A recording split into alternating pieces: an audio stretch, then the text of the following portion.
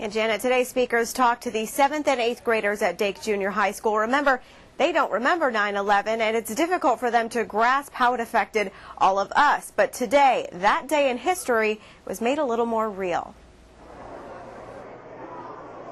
To 7th and 8th graders at Dake Junior High School, 9/11 is just another event in a history book. Some people risk their life for other ones, like firefighters. They know what happened, and they might even know people who were there that day, but how they understand it is a little different. It's just as important to emphasize our message of perspective, in addition to remembering the historic events of that day, is our way of remembering those that were affected by the events on 9/11. People like filmmaker Jules Naudet and survivor David RICCA, who was in the second tower. The last thing I heard was we saw somewhere on the 30th staircase coming down. Today, students heard from both men, what they saw, how they felt, and how they reacted. And literally the building was moving back and forth like this. It was amazing because you got to hear what it was really about. They were very courageous and just telling everyone about their stories and their perspective.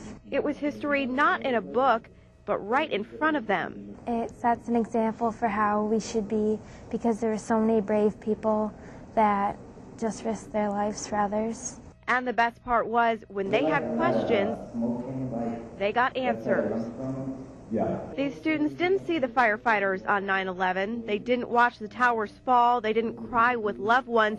But today they learned what we learned that day. Cherish your loved ones. Help others in their time of need. And the courage people showed that day is certainly worth remembering. They're trying to teach us that you should just cherish everything you have and just to be thankful for what you have.